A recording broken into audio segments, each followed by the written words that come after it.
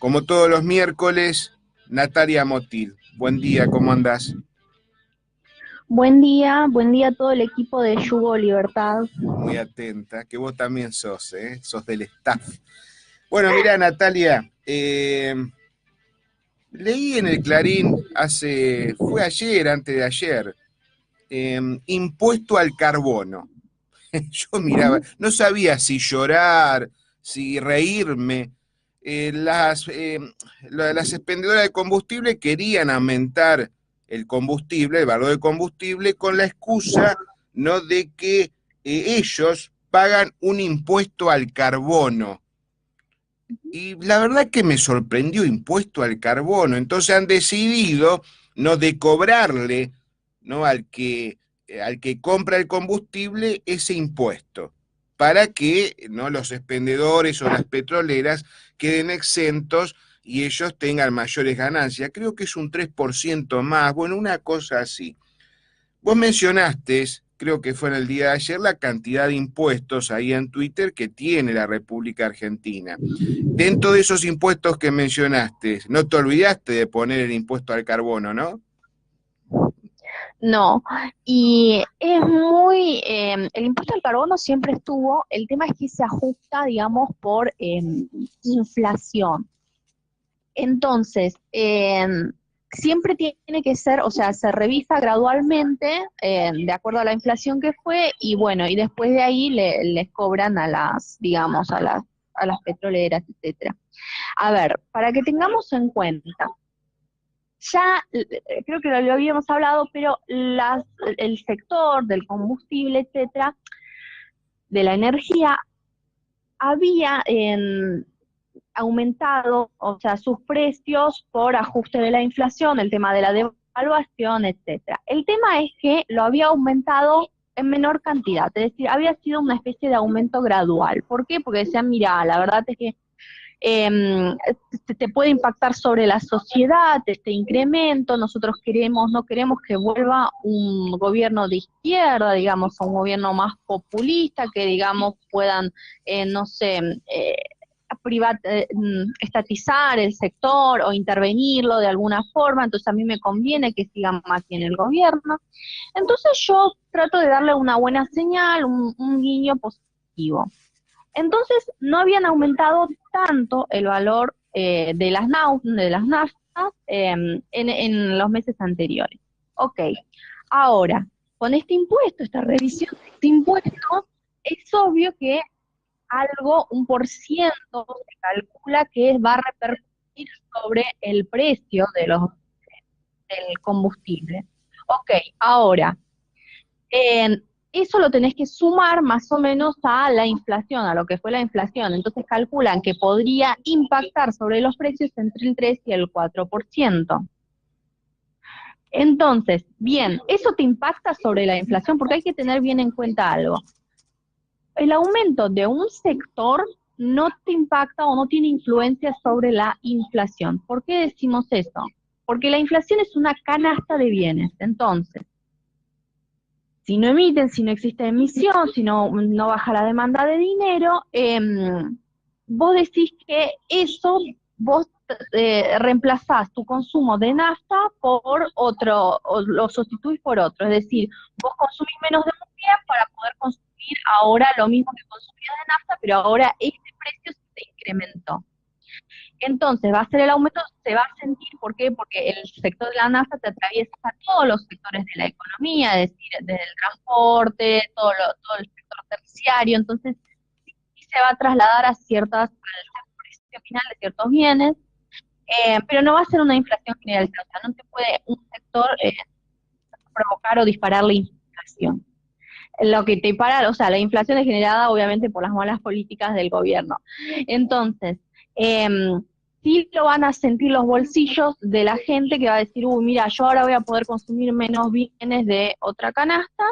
Eh, Eso. Después, hay que ver cómo el sector está, o sea, va en el tiempo hacia más adelante patear el aumento de los precios. ¿Por qué decimos esto? Porque eh, ya lo estaba pateando hace, ya están retrasados los precios con respecto a la inflación, ahora sumar este nuevo impuesto, y eso en el corto plazo, digamos, en algunos meses, eso lo van a tener que aumentar, incrementar. En algún mes se va a tener que los precios van a aumentar soberanamente.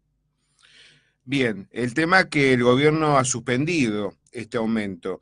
Además es muy gracioso porque el carbono contamina, o sea que si las petroleras pagan ese impuesto, el Estado está todo bien, no es contaminante. Ahora, si no lo pagas, contamina el carbono, impuesto al carbono. La verdad que no lo conocía, Natalia, es totalmente nuevo y fue interesante, ¿no?, empezar a ahondar sobre este tema como para que el oyente entienda cómo se están manejando las cosas acá en este querido país. Vamos a otro temita, deudas de particulares. Ya es alarmante y te pasé datos ayer como para que vos también busques información, ¿no? Es alarmante la cantidad de deudas que hay, es alarmante cómo el ciudadano se va endeudando, por ejemplo, con la tarjeta de crédito. Acá también estoy leyendo una nota reciente de uno de los portales digitales que también el ANSES está entregando créditos a los abuelos a interés bajo, ¿no? Y las solicitudes que hay también son muy abundantes.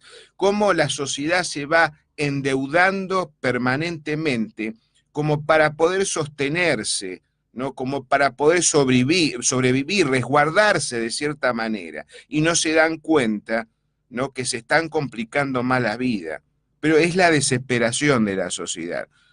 Decime, en el caso que estas deudas se sigan incrementando, vos como economistas, sos gerente de un banco, sabés perfectamente, ¿no?, que te metés en este lío de empezar a intimar, económicamente hablando, las intimaciones al ciudadano común que está endeudado, ¿repercute a futuro? ¿Es parte de un problema también garrafal de lo que puede suceder dentro de la economía argentina? Y sí, en la medida en que no pueda seguir o adquiriendo financiamiento, o sea, el ciudadano común, o sea, se va a ver perjudicado y mucho. A mí me sorprende mucho, o sea, yo como economista y ni siquiera a mi familia le recomiendo tener tarjetas de créditos, o sea, está bien, parece de la prehistoria, pero sobre todo en momentos o en épocas de crisis hay que tener mucho cuidado con eso. Primero, vos tenés que tener alguna previsión de tus gastos a futuro, o sea, porque siempre hablamos del gobierno que no puede gastar más de lo que le ingresa, al ciudadano común también.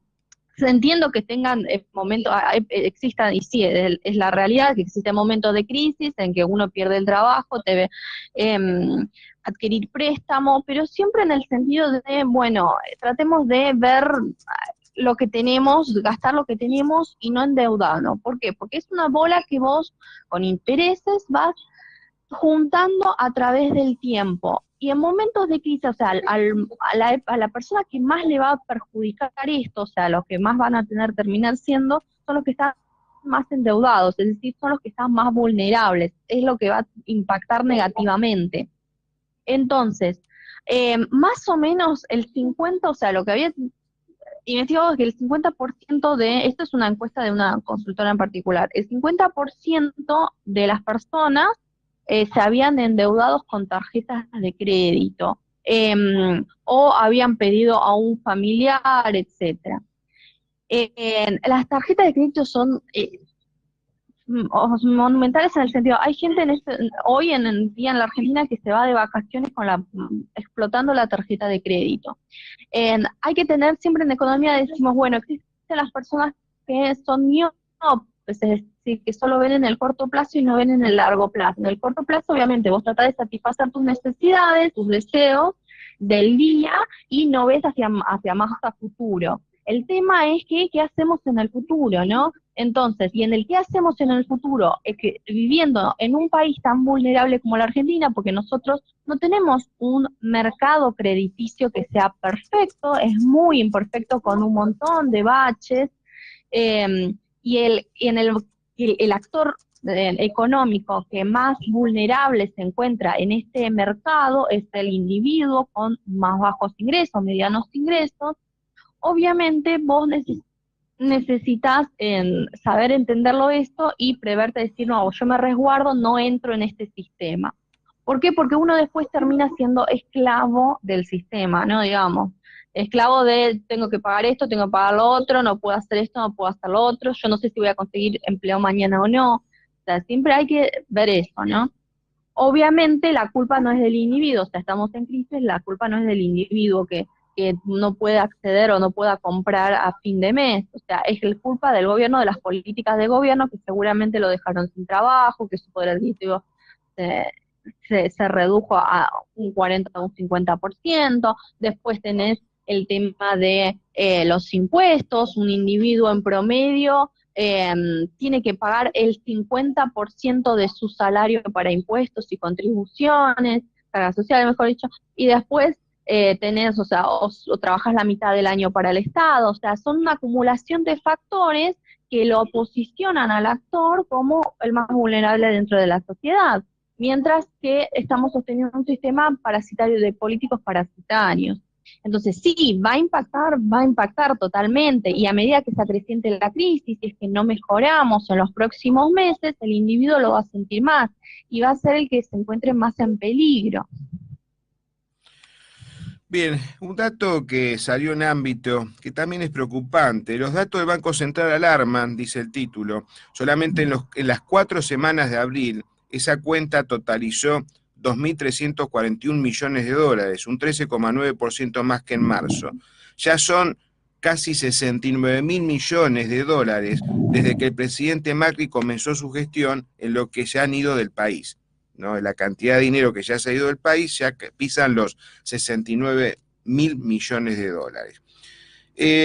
La nota se extiende diciendo que el aval del FMI a la venta de sus divisas para contener la escalada del dólar durante la campaña electoral y el adiós a la banda de flotación trajo lo que se esperaba: más fuga, salida neta de dólares del sistema bancario y más misterio.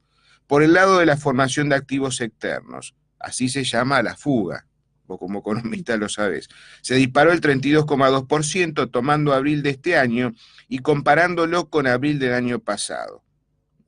Se sigue fugando divisas, ya están pisando los 69.000 millones de dólares. Lo he estado escuchando a Diego Giacomini diciendo que las reservas netas puras, ¿no?, del Banco Central son solamente 17.000 millones de dólares, porque el resto es todo prestado, que seguramente va a desaparecer del BCRA, ¿no? Y quedan solamente 17.000. Y si se viene una escalada muy grande de cambios de plazos fijos a dólares, o este tema de las letras, ¿viste? Las LELIC y lo que queda, ¿no? Se va a armar un desbarajuste más grande.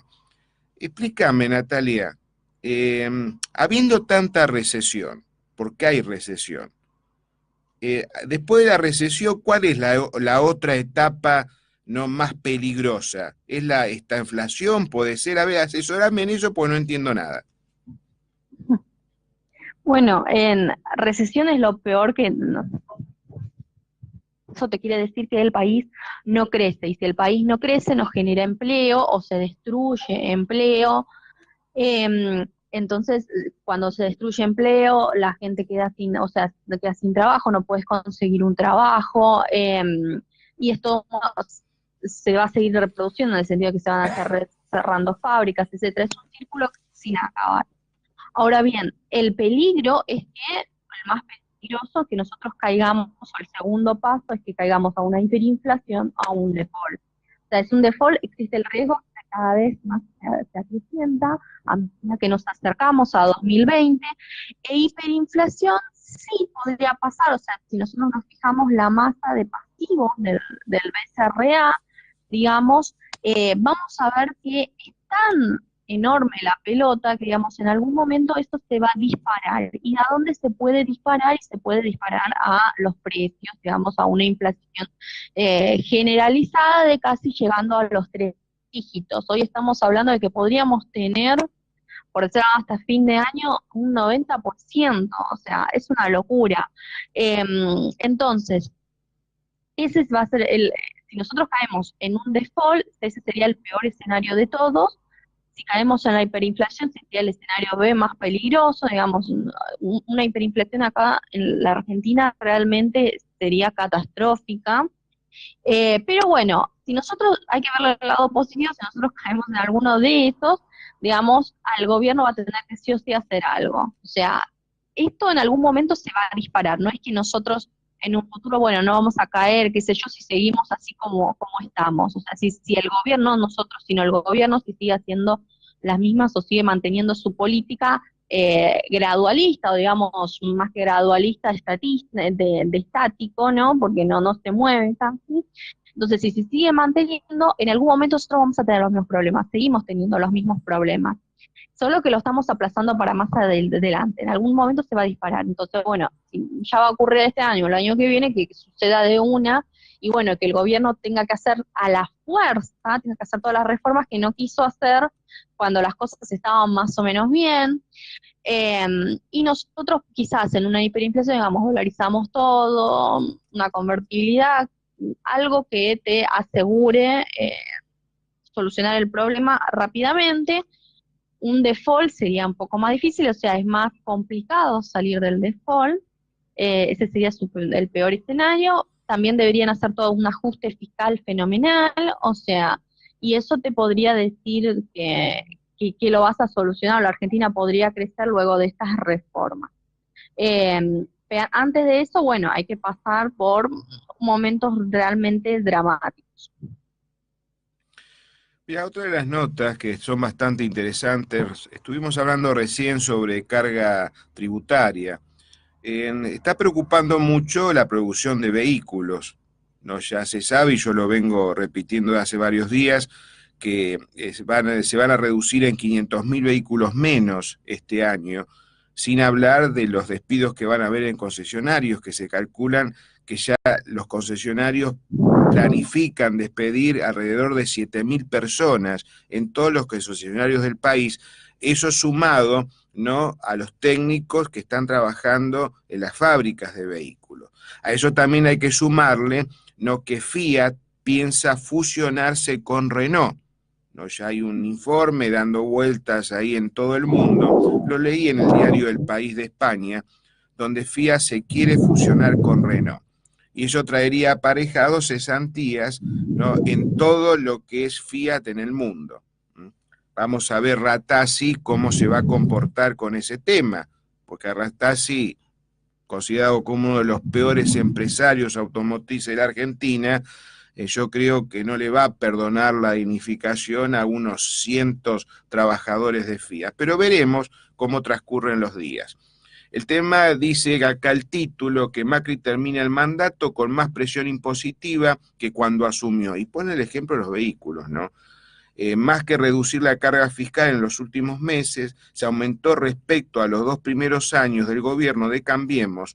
Impactan las retenciones, la suba de tasa de estadísticas y los impuestos internos. El tema es que cuando un ciudadano compra un vehículo, el 54% son impuestos. Y ya unos de los presidentes acá de Toyota, acá dice Ámbito, que la semana pasada en una entrevista con Ámbito Financiero, el presidente de Toyota, Daniel Herrero, apeló a la diplomacia cuando se le preguntó si 4 años atrás, cuando asumía Mauricio Macri, esperaba que al final de su mandato se hubiera avanzado más en la reducción de la presión impositiva. Sonrió y apenas audible dejó escapar una esperada más, pero rápidamente buscó una explicación en el contexto internacional que obligó al Ejecutivo a abandonar el gradualismo y a apurar la baja del déficit. Ahora, cuando uno compra un vehículo, ve que el 54% es puro impuesto y tenemos un presidente que sigue incrementando esa carga tributaria, el presidente tiene que saber perfectamente que está generando un daño bastante grande en todos los ámbitos productivos de la Argentina. Vos sabés muy bien, Natalia, que las horas que van pasando cada hora que pasa en esta bendita Argentina, las cosas se proyectan de distintas maneras. Es increíble la cantidad de información amarillenta que uno lee como para que el gobierno desvirtúe la realidad y como para que el ciudadano se distraiga en otras cosas, que no se meta en el núcleo principal porque si no al gobierno se le arma el despiole. Te hice la pregunta la semana pasada, pero la semana pasada ya pasaron 7 días. En estos últimos 7 días, Macri no afloja, no quiere bajarse, sigue manejando la presión tributaria que ya sabemos todos, y al contrario, hasta son capaces, ¿no?, de inventar más impuestos. Hacemos una síntesis, Natalia, de esta semana, a ver qué vos has observado, si ha habido algún tipo de mejoría, si ha habido algo como para que el ciudadano diga, bueno, mira, tenemos un 1% a favor nuestro. ¿Qué opinas? La verdad es no observé grandes cambios, es decir, de orientación de política, o sea, todas las políticas que se están llevando ahora decimos, bueno, tratemos de que el tipo de cambio no se dispare, de tratar de, bueno, ¿por qué? Para que contener de alguna forma la inflación, o sea, su mayor preocupación es eso, ¿no? Que no le impacte, porque la inflación es lo que más se siente, eh, sobre todo a los individuos, y ojo porque el individuo vota por la percepción, y la percepción, ¿cuál es la variable que más te impacta sobre la percepción del individuo? La inflación. Entonces, ojo, porque cuando vos vas a votar, vas a tener en cuenta si los meses anteriores o las semanas anteriores vos te sentías, o sea, tu bolsillo estaba triste, estaba feliz, digamos. Entonces, eso el gobierno lo sabe y trata en ese sentido de, bueno, decir, tratemos de ver qué onda. O sea, para tratar de alguna política aplicar para que esto no se sienta tanto. Eh, Obviamente todas estas políticas son muy soft en el sentido de son radicales, o sea, son radicales al poder, ¿no? Entonces, los radicales siempre nunca no son deterministas en nada, o sea, siempre tratan de ser mediadores, tratan de estar acá o estar allá, tratan de las políticas que aplicar, suavizarlas. En ese sentido está mal, porque, o sea, si en la Argentina está mal, o sea, si vos sabes se está prendiendo fuego, vos tratás de rápido correr y agarrar una palancana con agua y tirarle para apagar el fuego. Los radicales no, los radicales quedan observando a ver cómo se consume todo y dicen, sí, habría que llamar a los bomberos.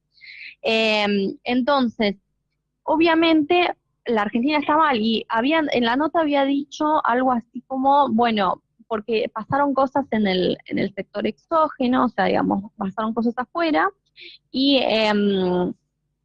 que eso impactaron y bueno, tuvieron que aplicar una política de ajuste. Bueno, esta política de ajuste no es una política de ajuste, porque no están achicando el gasto, no achicaron tampoco el gasto a principios de su mandato, ni durante su mandato, ni tampoco cuando cuando las papas comenzaron a hervir. Entonces, lo único que están haciendo es subir la presión, como bien se dijo, subir la presión tributaria. Entonces, en una economía que se encuentra en recesión, ojo, con también tasas de interés muy altas que te están sacando todos esos pesos que podían ir al consumo. Entonces, obviamente, esto todo te está generando distorsiones en toda la economía. Ahora bien, ¿cómo se podría reactivar fácilmente? Es bajando la presión tributaria. O sea, vos bajando la presión tributaria activás o reactivás la economía al toque, en el corto plazo. Pero para poder hacer eso, primero hay que achicar el gasto, porque ¿cómo se va a financiar el Estado? No hay forma de que se financie el Estado si vos no achicas el gasto, o sea, todos los despilfarros que tenés no los eliminás. Ahora bien, tenés en estos sentidos, o sea, se les están gastando o agotando las políticas, porque decimos hasta qué punto vos vas a poder sostener la inflación o el tipo de cambio y hasta qué punto vos vas a poder incrementar la presión tributaria en un sector, que es el sector privado, se encuentra totalmente ahogado y totalmente asfixiado de impuestos, que ya no puede más, con una inflación que se acrecienta, la más alta de América Latina. Entonces, ¿cómo hacemos eso? O sea, no hay forma. Bien, en Duhovne renovó el 94% de los vencimientos del ECAPS, pero pagó hasta un 27% arriba de la inflación. Ahora cuando te tire los porcentajes que recibió estos papelitos, te vas a sorprender, Natalia. Hacienda colocó 2 series del ECAP y una de Lesser. Otra nueva, ¿eh? ¿Vos conocés lo que es Lesser? No la conocía yo esta nueva. El 82% de los 58.258 millones de pesos adjudicados fue solo a 91 días. Quiero que me expliques algo. No sé lo que son las Lesser, la verdad que es algo nuevo para mí, otra nueva que inventaron. A ver, bueno, acá dice una tasa nominal anual de 62,99 y una tasa interna de retorno efectiva anual del 80%. Explícame eso.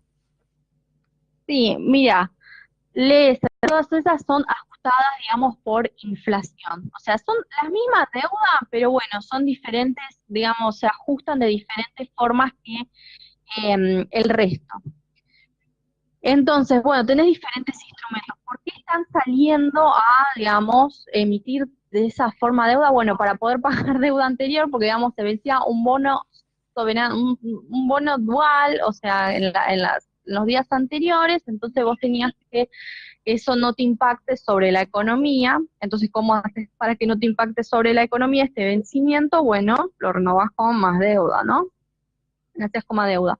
Y eso es lo que estaba pasando. Ahora bien, las tasas, porque habían salido otras, pero las tasas son soberanamente muy altas.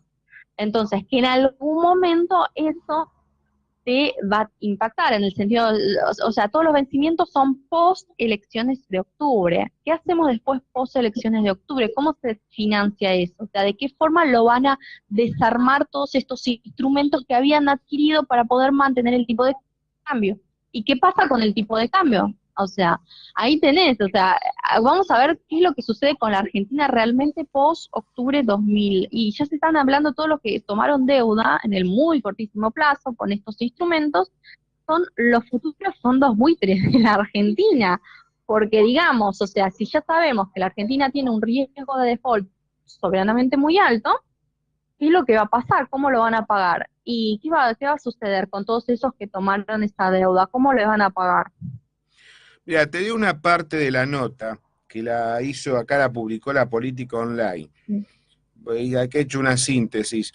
Según señaló el ministro de Hacienda, para la LECAP a 91 días se adjudicó un total de más de 45.000 millones de pesos de valor nominal.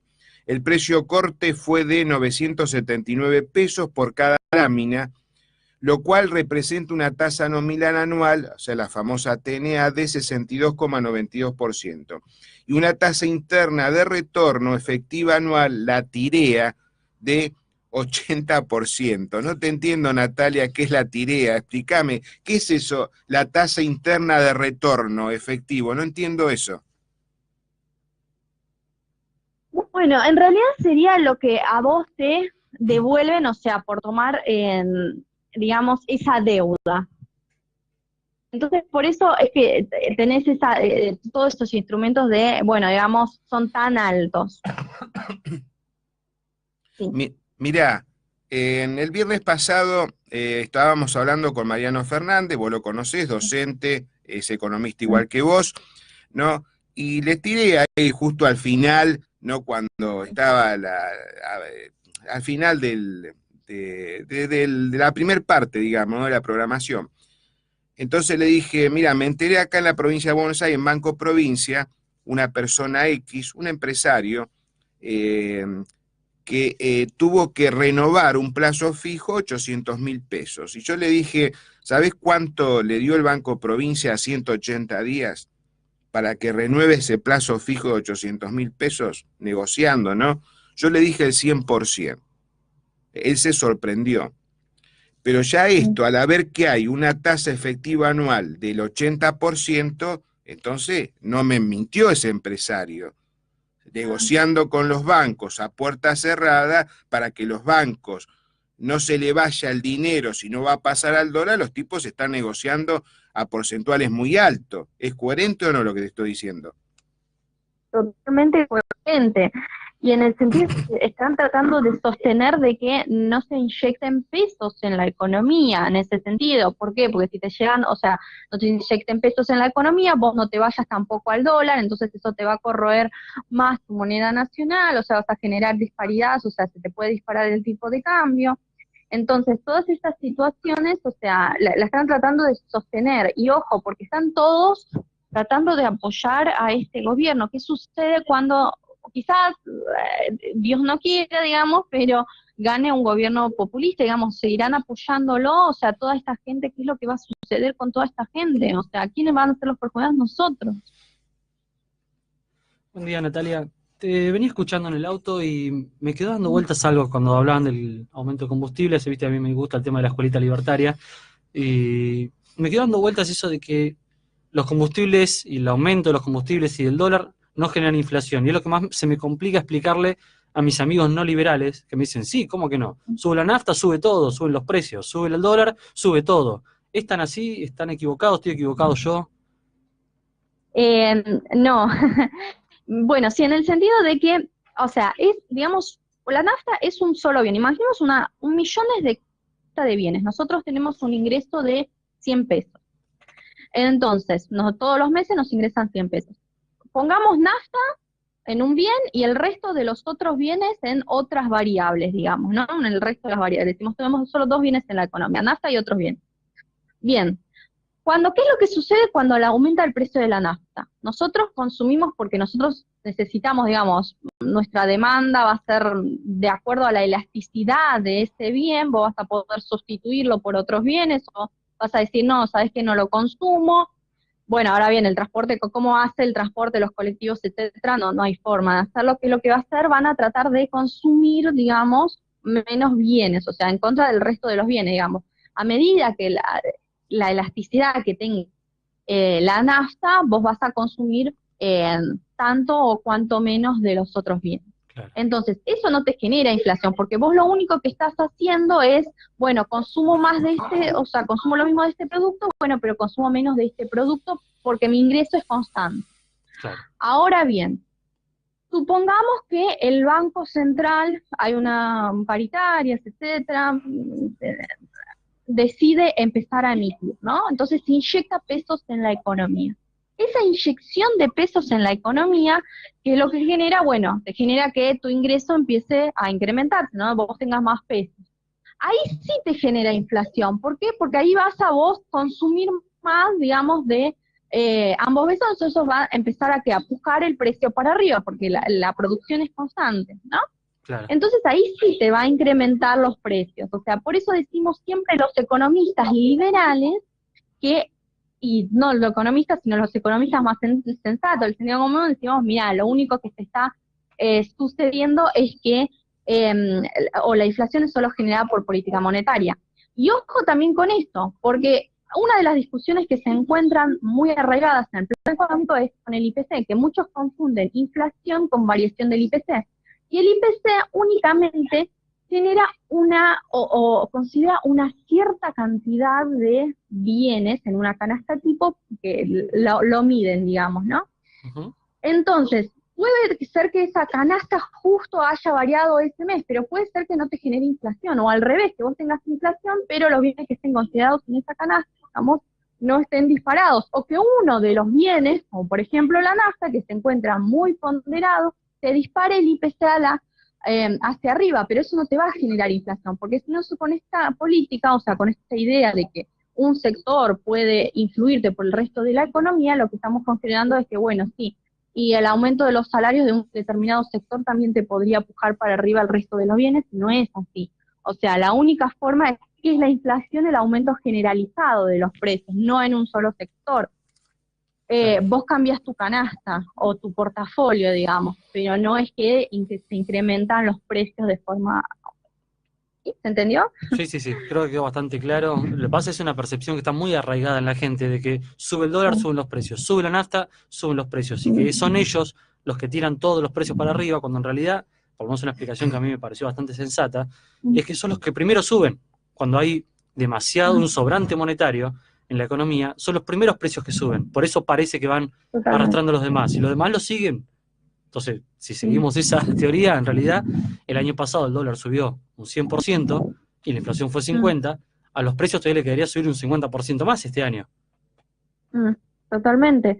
Y sí, en el sentido de que también, o sea, y la nafta también están los precios súper atrasados con respecto al resto. Entonces, ¿por qué? Porque ahí tuviste la intervención del Estado que dijo, mira, no lo aumentes tanto, etcétera, etcétera. Hay otros bienes que también están súper atrasados con respecto a lo que fue, a lo que deberían haber subido, o sea, entonces no es que tienen un problema con este sector, entonces este sector es malo y es el que genera todos los disturbios en la economía, porque en ese sentido, o sea, siempre va a ser lo mismo, siempre con esta teoría, lo único que vamos a generar es ver, y ojo, porque no es algo que la gente común lo diga, sino que ya vienen de algunos economistas con títulos que sacan libros, que dicen, bueno, la inflación es multicausal, y no es multicausal, porque el sector privado o la pymes, que genera un tipo determinado de bien, no tiene la culpa de que haya inflación en la economía. Los únicos culpables, o la única causa, es la emisión, digamos, y también la demanda de dinero que te está cayendo, etcétera. Pero no es el problema, no es un sector que quiere hacer que todos le vaya mal.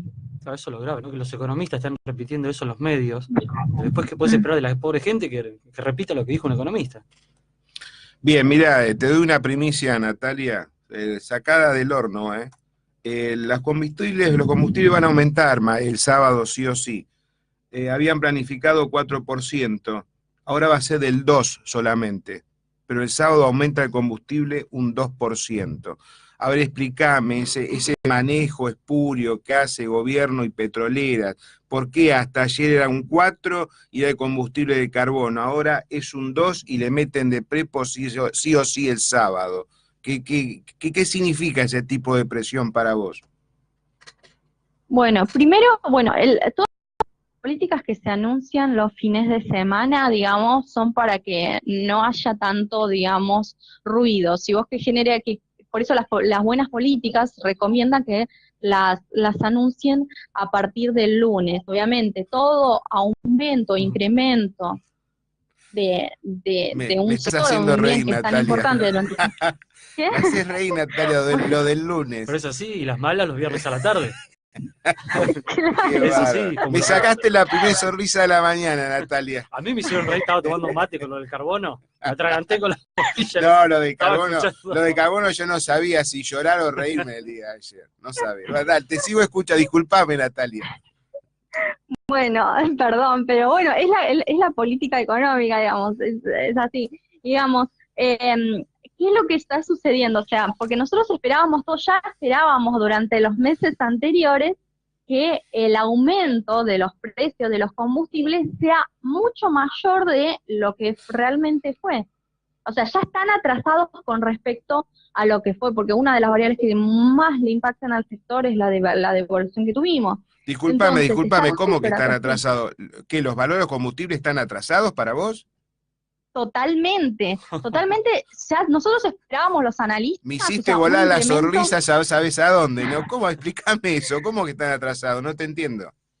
Sí, durante los meses anteriores ya hubo un aumento, una revisión de los precios, digamos un mes atrás, y los economistas estábamos esperando, digamos, bueno, que fuera, no sé, más 1%, 2%, medio punto más de lo que fue realmente. Entonces nosotros todos esperábamos eso. Ahora bien, se suma este nuevo impuesto que, bueno, se fue ajustando nuevamente los precios, pero tampoco fue lo que esperábamos, porque nosotros esperábamos, sí, iba a impactar 1%, pero nosotros esperábamos cerca del 4,5% de incremento, o sea, que más o menos se ajuste al resto de las, digamos, con respecto a la devaluación que tuvieron, etcétera. Fue mucho menor, entonces nosotros ya estamos viendo, o sea, hay algo raro en el sentido de, bueno, ¿por qué no están aumentando realmente los impuestos? Bueno, que no quieren perjudicar, porque un aumento de esa forma, del 4,5%, del 5% de sus precios, o sea, impactaría una noticia pésima en un año electoral, que estás más o menos a mayo con la candidatura de Fernández, digamos. Entonces, eso te impactaría muy negativamente sobre el gobierno, las encuestas del gobierno. Entonces, para mí existe un acuerdo entre, o no sé si tácito, o sea, implícito o no, pero decir, bueno, tratemos de retrasar lo que más podamos los precios, o que los precios ya se disparen post elecciones, y ahí sí vemos lo que sucede, porque antes no se explica, porque están súper atrasados. Bueno, está bien, pero la verdad que está alargando una información que es muy, pero muy importante.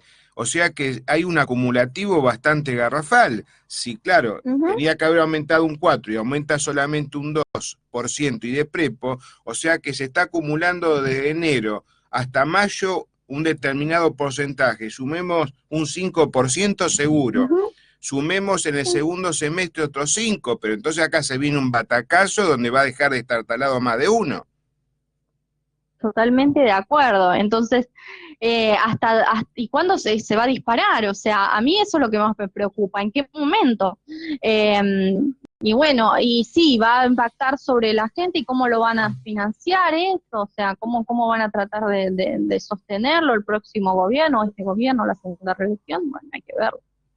Y lo peor es que cuanto más tiempo traten de sostenerlo, más duro va a ser el golpe cuando se caiga todo, porque tarde o temprano se va a caer, porque estás teniendo un agujero, tenés el Titanic pinchado y vos vas tapando los agujeritos con los dedos. No, pero ya se está hablando de una Totalmente. bomba atómica que tiene que estallar en cualquier momento. Eso ya lo venimos diciendo desde hace varios meses. Sí, Esa, lamentablemente, cuanto más tiempo esa perdure. bomba va a tener que explotar, pero en algún momento, si no explota en diciembre, explota el año que viene, pero va a tener que explotar. Mira, te sumo otra noticia más, Natalia. Aseguran que Argentina necesitará apoyo extra del FMI para sortear el año electoral. ¿Te acordás que hace 15 días atrás habíamos hablado de que la Reserva Federal, eso lo dijo el embajador de Estados Unidos acá en la Argentina, que estaría en condiciones de darle a la Argentina 10.000 millones de dólares más?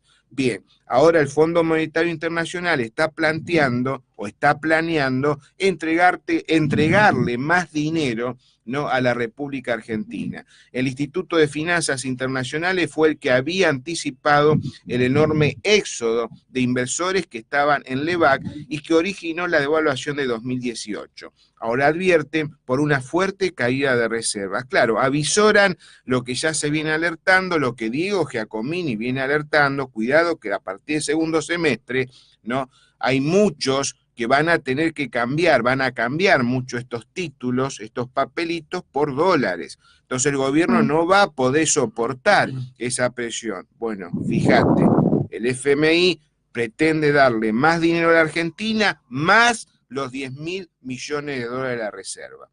Para finalizar, te tiro otra noticia, donde en La Rosada reconocen que Macri no podrá ganar si no repunta en la provincia de Buenos Aires. Te adelanto, Natalia, que las encuestadoras le están dando todas negativas a Macri. La preocupación en la Casa Rosada pasa por el escenario en la provincia de Buenos Aires. Mauricio Macri confía en retener 4 distritos que gobierna Cambiemos: Ciudad de Buenos Aires, Mendoza, Jujuy y Corrientes. Un capítulo aparte será el territorio bonaerense bajo el dominio de María Eugenia Vidal. Fuentes gubernamentales reconocen la preocupación de los jefes de campaña del presidente por perder un distrito electoral clave que representa el 37,1% del padrón, como es la provincia de Buenos Aires. O sea que los muchachos ya están admitiendo, ¿no?, que se les va a poner bastante fea la situación. Ahora surge otro problema. Atento que el PJ está trabajando para ganar las elecciones en un solo tiro y está trabajando a full. Tal es así que hay muchos, ¿no?, representantes del PJ, gente que se quiere postular. Acá en la Ciudad de La Plata está sucediendo. Se suben arriba de los micros, interactúan con la gente en los micros, entregan folletitos de supuestas plataformas políticas que ellos se van a comprometer a cumplir. Yo no les creo. Vos fíjate hasta qué extremo están llegando. Última opinión tuya, Natalia, de lo que te estoy contando. Bueno, mira, la verdad es que El problema que tiene Cambiemos, o que siempre tiene Cambiemos, es que hubo en un momento, dijeron, bueno, nosotros estamos bastante cómodos, vamos a llegar a la segunda vuelta, qué sé yo, y ahora se están dando cuenta de que no era así, no era tan así, de que les están dando mal los números, de que están perdiendo los distritos que supuestamente, porque, digamos, Cambiemos no es que ganó con holgada mayoría, sino que ganó con ahí, ¿no? Digamos, ajustado. Sí, el 1% Entonces, nada más de diferencia. claro, 1% de diferencia, digamos, y ese 1% de diferencia son los que ahora seguramente es la clase media que ahora está súper mal, que ahora no puede llegar a fin de mes, y la percepción de, de esa gente que decía, y yo estaba mejor, la verdad, con el otro gobierno. También ahí está la gente que dice, bueno, yo estoy cansada ya de este y del otro, voy a cambiar, voy a votar otra cosa. Em, Sí, pero ¿cuál es el mayor riesgo de que nos convirtamos en un gobierno totalmente populista nuevamente, que los mercados, porque la verdad que nadie va, o sea, el FMI no le va a estar dando plata y eso ya está por descontado, no le va a estar dando plata a un gobierno populista o digamos a un Fernández Fernández. Entonces, si la Argentina está muy mal en este sentido, entonces nosotros necesitamos para que exista alguna posibilidad de que podamos salvarnos del default, es que una esperanza es que no lo hagamos con Macri, digamos. ¿Por qué? Porque, digamos, externamente o los organismos internacionales están como más deseosos o más con ganas de que de apoyar a Macri, pero no a otro gobierno. Volvamos a recordar, es la primera vez en la historia de todo el FMI que se apoya a un gobierno y no se apoya a un país, porque nosotros no cumplimos todos los requisitos para que nos apoyen de la forma que nos apoyó el fondo. Entonces, ¿y por qué se dice que nos apoyó tanto? Bueno, por la buena relación que tiene Macri con Trump. Si el juicio que nosotros estamos teniendo ahora con YPF se está aplazando porque Macri tiene una excelente relación con Trump y Trump dijo, bueno, está bien, yo lo voy a postergar un poco, digamos. Entonces, no es, más allá de que no hayan hecho todas las políticas que tuvieron que hacer, que estamos totalmente mal y que estamos en el fondo, que no es tampoco, o sea, también es culpa de la pesada herencia que se recibieron durante años, pero este gobierno tampoco no hizo nada para resolverla, digamos, o sea, el mejor escenario que nosotros tenemos es que vuelva a relevar este tema. Bien, Natalia, como siempre, muy atenta. Vamos a un cortecito, vamos a escuchar música. Me despido de vos, Natalia, pero no cortes que voy por línea privada.